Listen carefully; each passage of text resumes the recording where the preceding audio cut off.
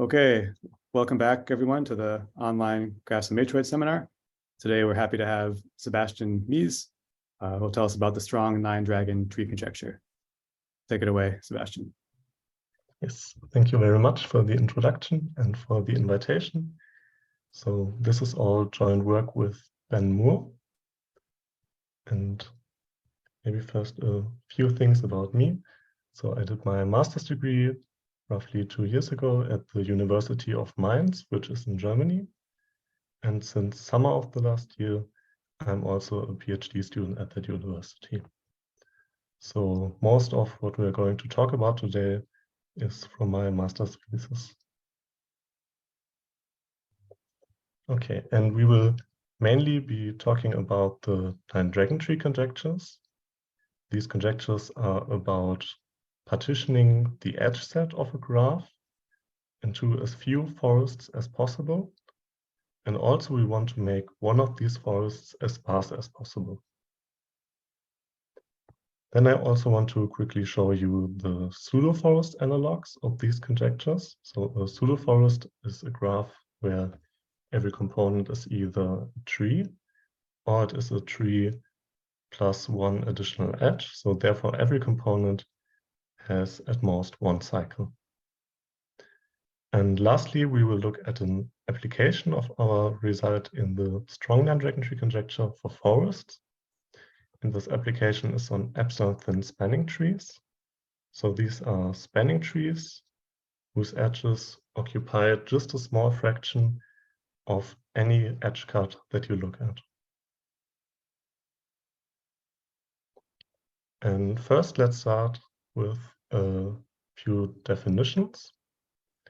So we will always look at undirected graphs if we look at forest decompositions. And these graphs may have parallel edges, but no loops. And what we want to do is we want to assign a color to every edge of the graph, but we don't want to have any monochromatic cycles. So if we look at the graph at the bottom, then we can see that it works here with 3 colors. So we don't have a blue cycle or a red cycle or yellow cycle. And of course, we are interested in if this also works with a fewer number of colors. So here we can see that it also works with 2 edges, but of course it won't work with just 1 edge because the graph has cycles. So the minimum number of forests that are needed to cover all the edges in this graph is 2, and we call this number the arboricity of this graph, and we denote it by a big gamma. And there's a nice formula to compute the arboricity of a graph that you might have already heard of. It's called Nash-Williams covering forest theory. And it basically says that we have to look at the densest subgraph and then take its density. And we just have to take the ceiling of it in order to retrieve the arboricity. And as a density function, we divide the number of edges by the maximum number of edges that fit into a forest, namely when it's a spanning tree. So imagine we have a subgraph H that is the disjoint union of 2 spanning trees plus 1 additional edge. Then this fraction would be a little bit above the number 2 because of the 1 edge. And of course, we would also need 3 forests to cover all the edges. You can name this density of the densest subgraph the fractional arboricity for obvious reasons. And now let's also compute the fractional arboricity of our example graph. And for this, we first have to believe that the entire graph is the densest subgraph. And then we only have to count the number of edges. So we have 9 edges and 6 vertices. And so we get a fractional arboricity of 1.8. And therefore, the arboricity is 2. Now, if you would want to refine this theorem, then maybe you have the following idea. If the fractional arboricity exceeds an integer k by just a little bit, so just by a small epsilon, then you can probably take away just a few edges from the densest spots of the graph. And the resulting graph will then have a decomposition into K forests because the fractional aberricity has decreased to K. So therefore, we could conjecture that we find a decomposition into K+1 forests or aberricity many forests, where one of these forests is sparse. So this one forest is formed by the few edges we have taken away. And the sparseness should depend on epsilon. So it should get sparser if we decrease epsilon. So this is exactly what the 9 dragon tree conjectures are about. So here we have a fractional aberricity bound of K plus this fraction, d over d plus K plus 1, which is between 0 and 1. And now the conjecture is that we have, in this case, a decomposition into K+1 forests, where in one of the forests, we can bound the degree of each vertex by d. So this is called the 9 dragon tree conjecture, and here the sparseness means the degree. And then there's a stronger version, which says that we can even bound the number of edges in every component by d. So this is called the strong 9 dragon tree conjecture. So the stronger one implies the weaker one. And we can also see that if we decrease d, then also the fractional aberricity bound decreases. And also we can get this fraction arbitrarily close to 1 if we increase d. So therefore the conjectures also work with larger epsilons. And even the weaker version is already tight. So if we allow a fractional aberricity of a little bit more than K plus D over D plus K plus 1, then we will always find graphs that do not have a decomposition into K plus 1 forests, where in one forest we can bound the maximum degree by D. Now let's look at the progress that has been made towards these conjectures. And the weaker version is already proven. So it was proven in 2015, roughly 3 years after the conjecture was proposed. But after 10 years, the stronger version is still pretty much open. So it's only proven if K or D are 0, then the conjecture is just trivial. If D is 1, then the stronger version is equivalent to the weaker one, because then the sparse forest is just a matching in both cases. So the only new case that has been proven is the one where K is 1 and D is 2. And now our results are that the strong non-dragon tree conjecture is true if D is at most K plus 1. And if D is larger than that, but at most 2 times K plus 1, then we couldn't prove the conjecture, but we have an approximate version in this case. So we can bound the number of edges in every component by this weird looking term, which is at most D plus K. So this is a little bit better than a true approximation. So this means that the conjecture works if D over D plus K plus 1 is between 0 and 1/2. And we have an approximate solution if the fraction is between 1/2 and 2/3. Now we already come to the proof sketch of our result. And the proof framework that we have used was already used in the weaker version of the conjecture. And it roughly works like this. So we assume that there is a vertex minimal counterexample.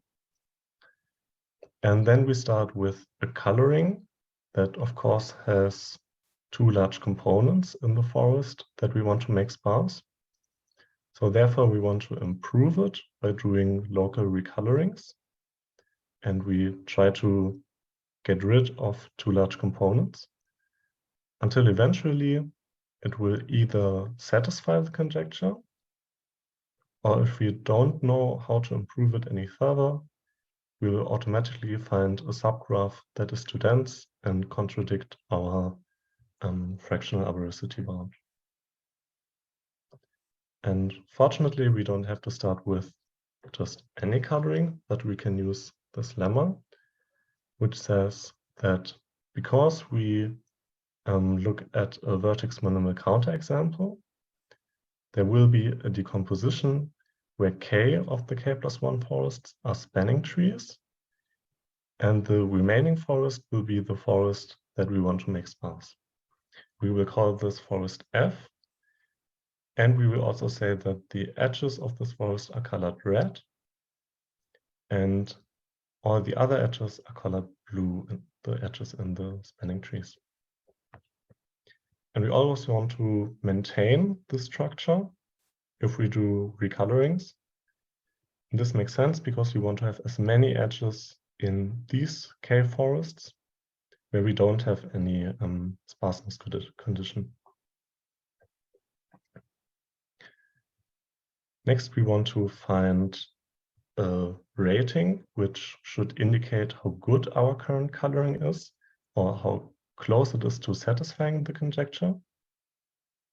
And for this, we go over the components of the red graph, the red forest. And we only look at the components that have too many edges, so more than d edges. And we just sum up all the residues. And ideally, this sum would be 0, then the coloring would satisfy the conjecture. But because we look at a counterexample graph, this won't work. But still, we want to try to minimize the function as much as possible. So if we do a recoloring, then it should decrease this residue function value. Unfortunately, we won't be able to make this with every recoloring step. So therefore, we want to find smaller improvements so that after some of these smaller steps, we can hopefully find an edge swap or recoloring, or however you want to call it, that will again decreases the residue function. And how do these smaller steps look like? For this, let's first look at an example. So we assume that we have that k is equal to 1. So we only have one blue spanning tree here. And d is equal to 3. So only the component on the left has too many edges and the other components are fine. So if we can't find an edge swap that decreases the residue function, then we want to pick a red component that has too many edges. So in our case, this component on the left. And we also pick one vertex from this large component. And for no reason, I took the upper vertex in this component. And now we orient all the blue edges towards this root vertex. So now it looks like this. And we also call this too large component the root component of the coloring.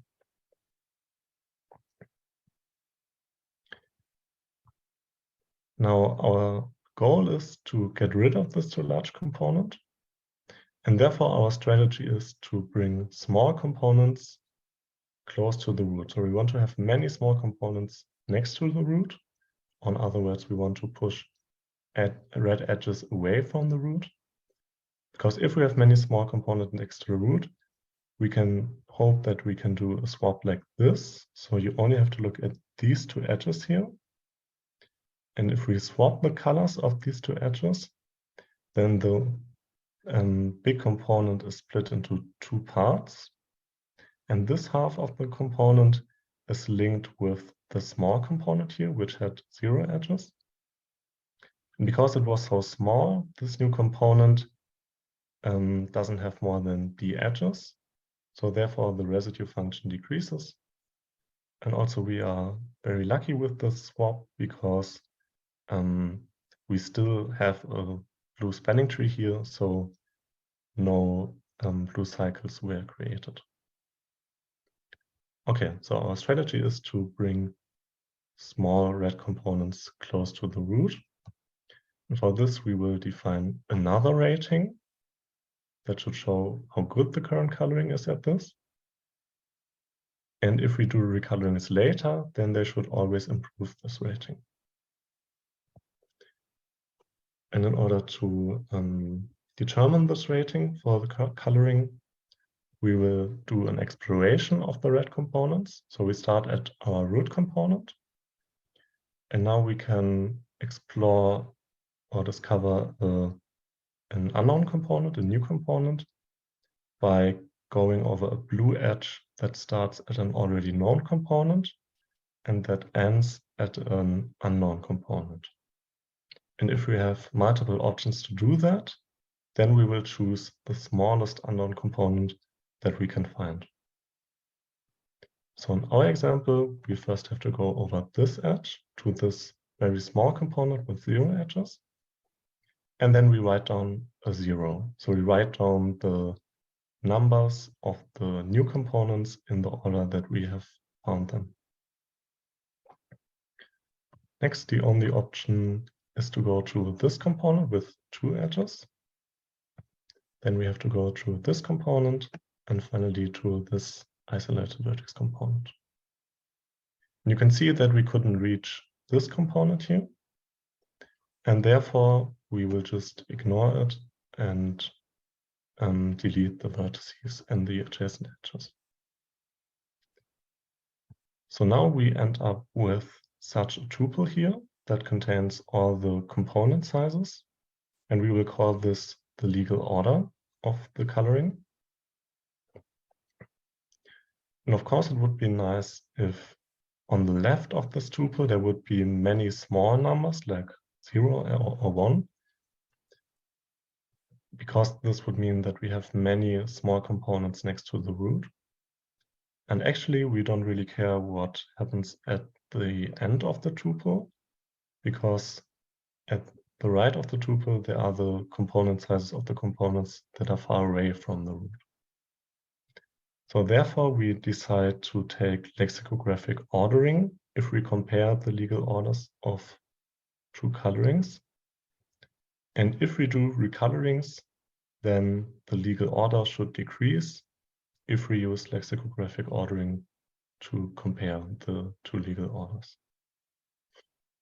Okay, so let's do a little recap. If we are doing recolorings, then the best possible outcome would be if we decrease the residue function by, for example, splitting up a too large component. And if we don't know how to do that, then we will pick a component that has too many edges. And then we try to decrease the legal order as much as possible. And hopefully after some of these steps, we can then do a swap that will destroy the root and therefore decrease the residue function again.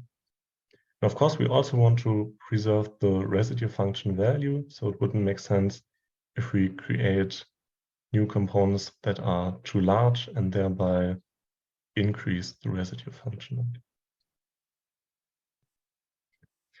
But what do we do if we don't know how to improve the legal order any further?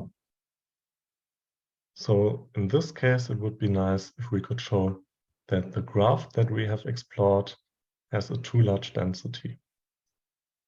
So this will be the goal of the next couple slides. And first we make an easy observation. So we couldn't explore further components when we did our exploration. So therefore, every blue edge that starts in this graph also ends in this graph. And therefore, every vertex has k outgoing blue edges towards the root, except for the root itself. So the root doesn't have any outgoing blue edges. And by this, we can count the number of blue edges. So here we have the density of the explored subgraph. And of course, it is at most the fractional arboricity bound.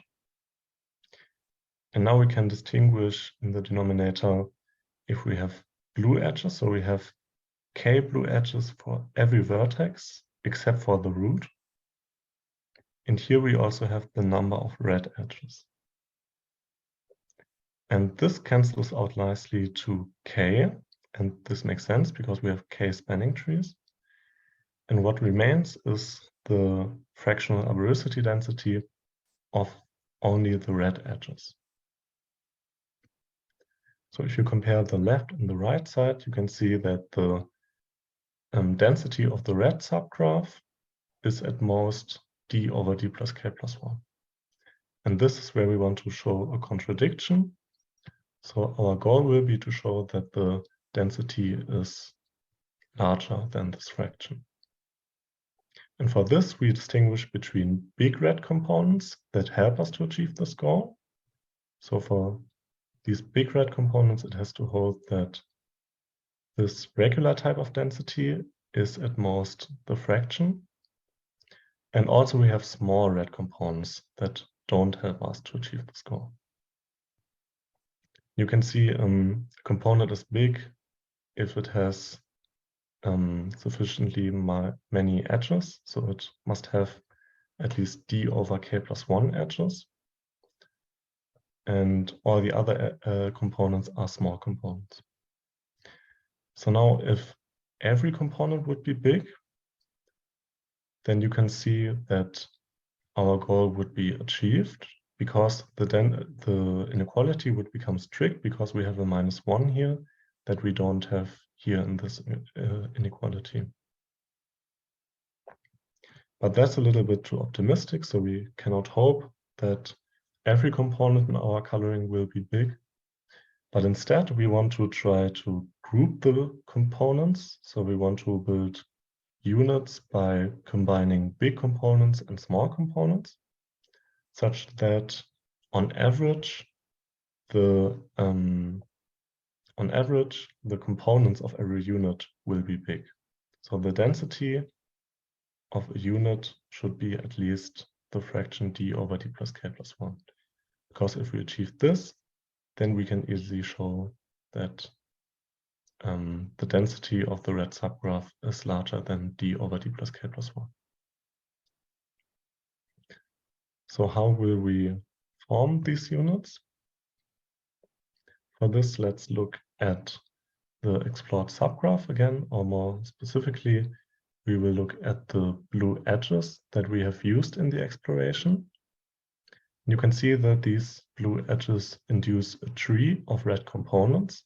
So if you would contract the red edges, then we would have a tree where every vertex represents a red component. And now we form a unit by taking a big component together with its small children. So in our example, it looks like this. Of course, the root component is a big component, and it has exactly one small child with 0 edges.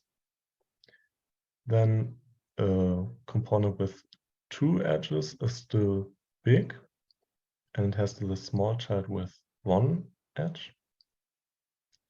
But here with the last component, we have a little problem because this component is small, but it also has a small parent.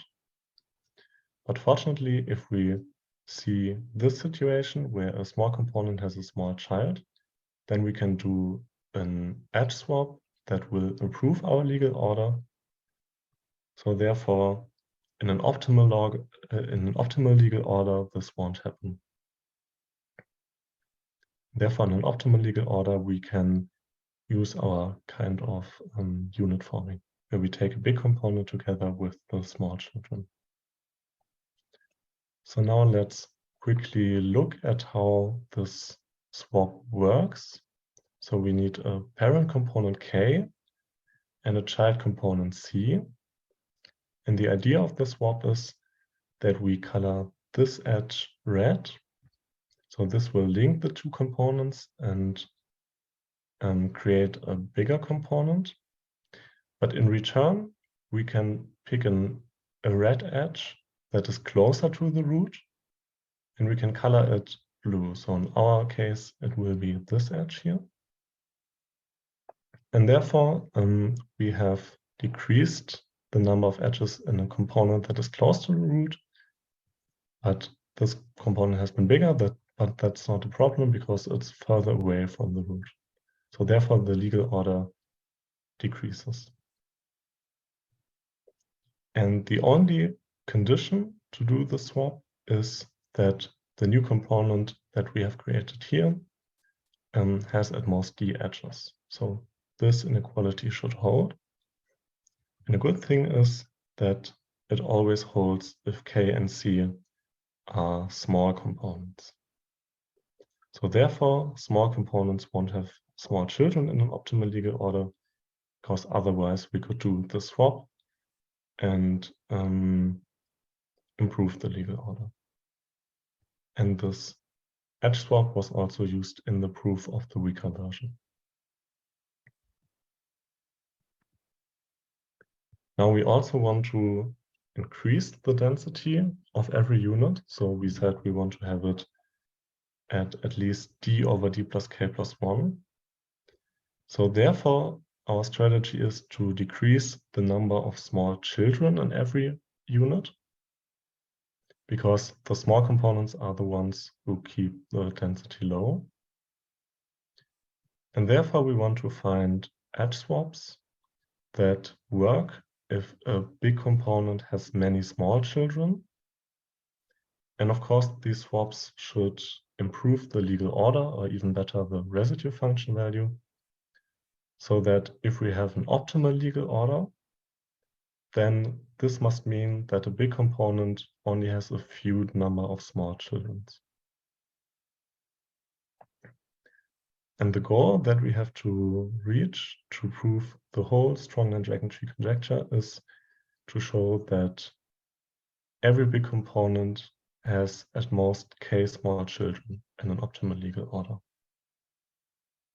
Because then we can show that the density of each unit is at least d over d plus k plus 1.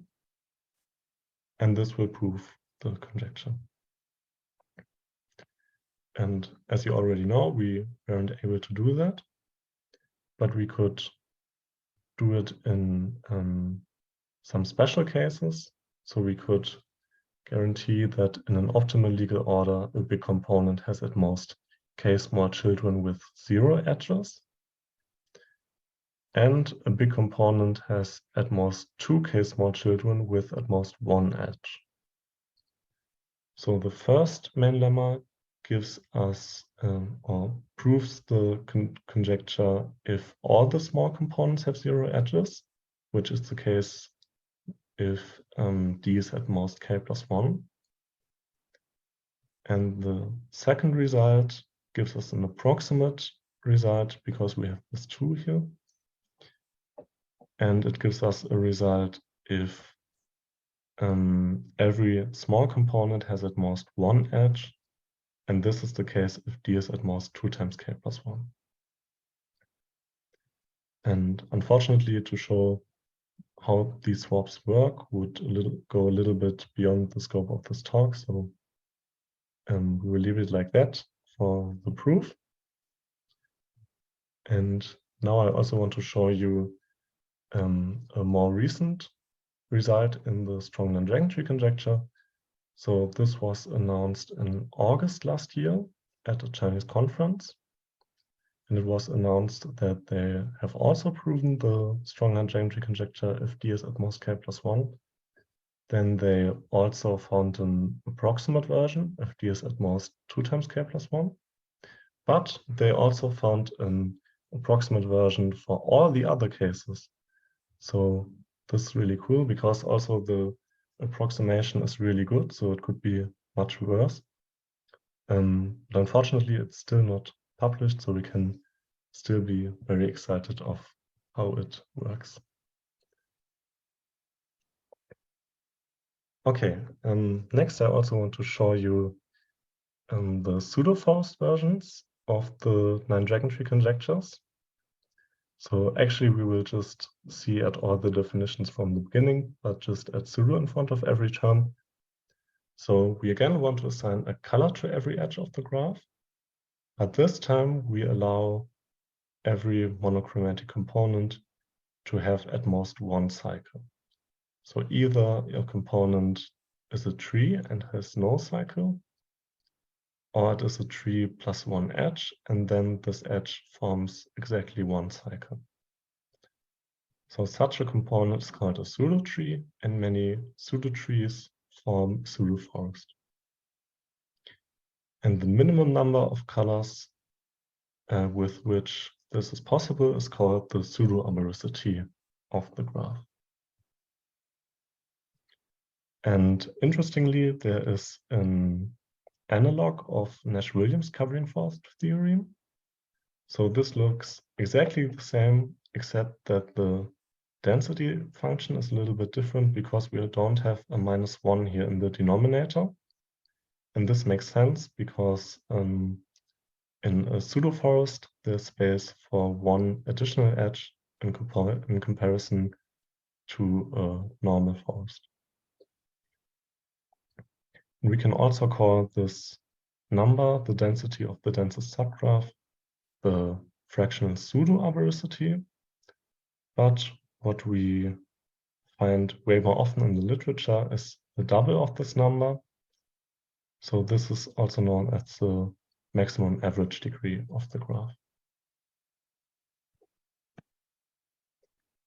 And now we could find naively an analog of the non-dragon tree conjectures by just replacing the fractional abericity by the fractional pseudo-abericity, and then state that we have a decomposition into k+1 pseudo-forests, where in one pseudo-forest we can bound the degree by d again, or in the stronger version, bound the number of edges in every component by d. And actually this works, so we don't have to change anything else. And also both versions are already proven, and both versions are also best possible. And both of the proofs only use also use the same proof framework that we have seen earlier. So for pseudo-forests, it seems much easier. And we can even refine the stronger version even more. So currently we are trying to improve the strong non-dragon tree conjecture for pseudo-forests even more by introducing an additional diameter constraint. So here we also have a bound on the fractional pseudo-abericity. And we say again that we then have a decomposition into k+1 pseudo-forests, where one of the pseudo-forests is acyclic, so this is new. And every component of this forest has, again, at most d edges. But additionally, we can also bound the diameter of every component by roughly 2 times d over k+1. And if a component has many edges, then we can reduce the diameter even further. So if you look at this, you can see if we increase the number of edges by k-1, then we can decrease the diameter by 2. And unfortunately, this won't work if k is 1, so k has to be at least 2. But still, both types of diameter constraints are best possible diameter refinements of even the weak non-dragon tree conjecture for pseudo-forests. And the construction that we use to prove the optimality also works for forests. So therefore, these two types of diameter constraints are also lower bounds if you want to state a diameter refinement of the forest versions of the non-dragon tree conjecture. Okay, and lastly, we get to our application of our strong non-dragon tree result, which is on epsilon thin spanning trees. So a spanning tree is epsilon thin if for every edge cut that we look at, at most epsilon times the number of edges of this cut belong to the spanning tree. So for example, if epsilon is 0.2, then this means that in any edge cut, at most 20% of the edges belong to the spanning tree. And of course, every spanning tree would be one thin. So therefore, we force epsilon to be less than 1 to make it a little bit more interesting. And there's a conjecture of Gordon that says that these epsilon thin spanning trees exist for any epsilon if the underlying graph has a high enough edge connectivity. And this edge connectivity should only depend on epsilon and not, for example, the number of edges or something like that. So now let's look at the progress that has been made towards this conjecture. So the conjecture is true if the graph has a bounded orientable genus. So in this case, in the first result, this function for the edge connectivity also depends on the genus of the graph. So therefore, it doesn't prove the conjecture entirely. And the second partial result says that every k edge connected graph, where k must be at least 7 log n, has a podilog of k over k thin spanning tree. So in this result, the edge connectivity also depends on the number of edges, and therefore it doesn't prove the conjecture. And you can see in the second result that the edge connectivity has to be at least 7. In the first result, it has to be at least 11. So now you could wonder how small the edge connectivity can get, such that we still get 1 epsilon for all the so-and-so edge connected graphs, such that we have an epsilon thin spanning tree. And Thomason showed that such an epsilon does not exist for 4 edge connected graphs, even if we restrict ourselves only to planar graphs. And what about the upper bounds? So Merker and Postel and Musavi Haji showed that 6 is an upper bound if we only look at planar graphs. So every 6 edge connected planar graph even has 2 edge disjoint epsilon thin spanning trees, where epsilon is 14/15. And they also implicitly showed that if you only care for 1 epsilon thin spanning tree, you can decrease epsilon to 2/3. And now our result closes this gap for planar graphs. So we have that every 5 edge connected planar graph has a 5/6 thin spanning tree. And for this, we could completely copy the proof of Merker and Postel. And so the only thing that was needed was a 9-dragon tree bound for 1 special case. Now I also want to show you the proof of Merker and Postel, because it's a quite short proof and also it's quite nice. And we can also see arboricity in the context of planar graphs. So the proof uses cut cycle duality in planar graphs. So we are interested in 5 edge connected planar graphs. So in every cut, there are at least 5 edges. And therefore, in every dual of any cut, which is a cycle, we also have at least 5 edges. And therefore, the girth of the dual graph is at least 5. And we can also follow from this high edge connectivity in the original graph that the dual has to be simple. And now, because of this high girth, we can also show that the fractional arboricity must be low.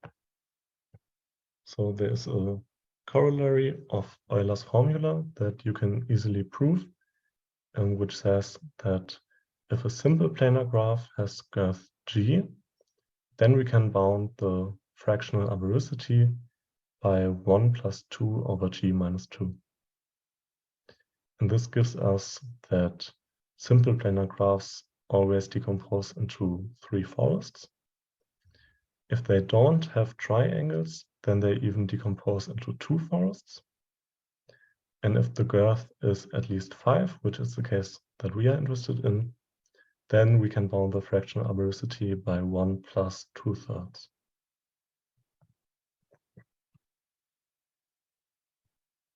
So now the planar graph has this aberricity bound. And fortunately, we have a strong non-dragon tree result for this bound. So therefore, we can decompose the dual graph into 2 forests, B star and R star. And R star, the red forest, has at most 5 edges in every component. So unfortunately, we can only use the approximate version. Otherwise, we would have an epsilon of 4/5 instead of 5/6. Now the rest of the proof is easy. So here we have an edge cut. So the black edges are from the cut, and the yellow edges are from the dual of this cut, which is a cycle. So for this cycle, we have a red-blue coloring, where the red graph has at most is a forest and has at most 5 edges. Now we want to adapt the coloring to the edges of the cut. So for example, if this edge is colored red, then the corresponding crossing edge in the cut, we also want this. We also want to color this red. So by this we get 2 sets B and R, and the red edge set, this will be the edge set that we want to transform to a thin spanning tree. So first we want to prove the spanning property. So for this we only need to show that we have at least one red edge in this cut or in any cut. So therefore we want to have one red edge in the cycle. And this is clear that such a red edge must exist, because otherwise we would have a blue cycle, but B star is a forest. Okay, so the spanning property was easy, and the thin property isn't much harder.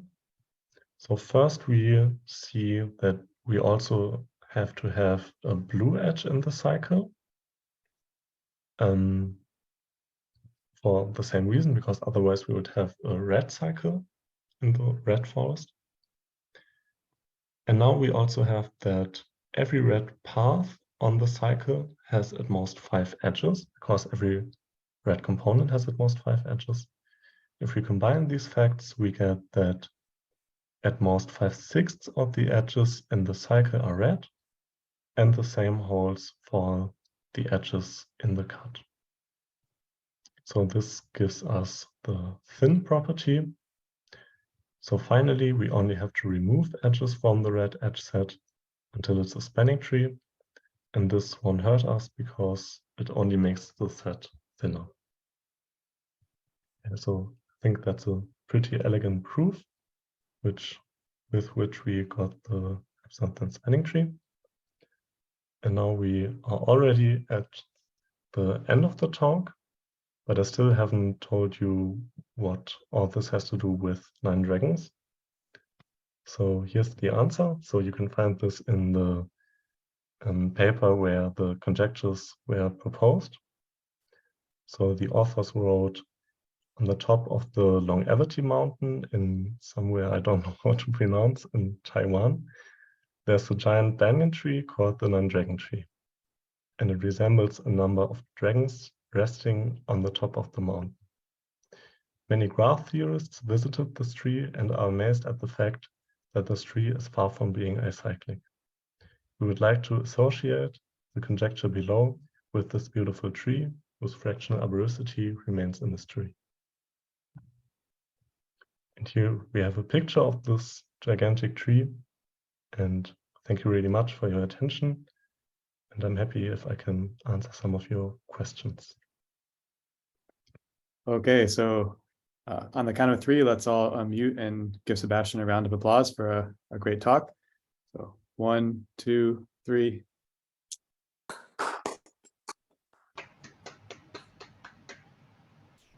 Okay. And are there any questions?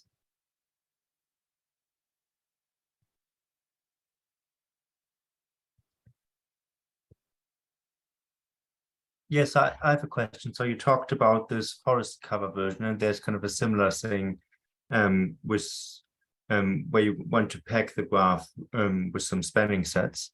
And I was wondering whether there's an analog of this dragon conjecture in this setting. Sorry, for which setting?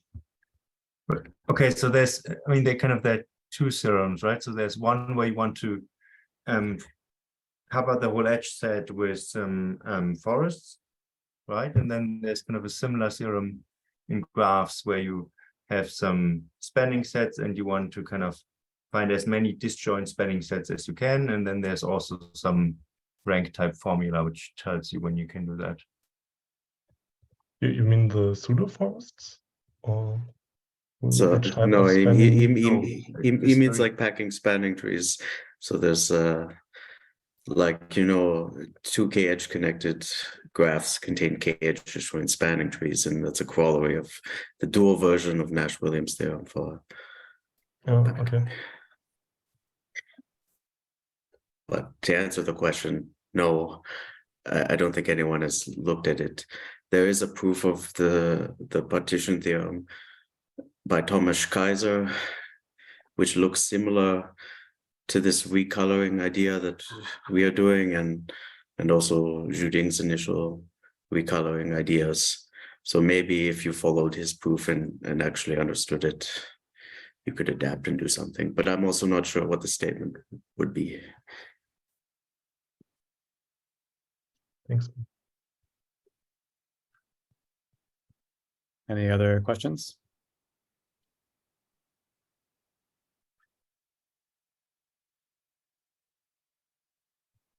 Well, if not, let's thank Sebastian again, and I will stop the recording and we can continue off the air.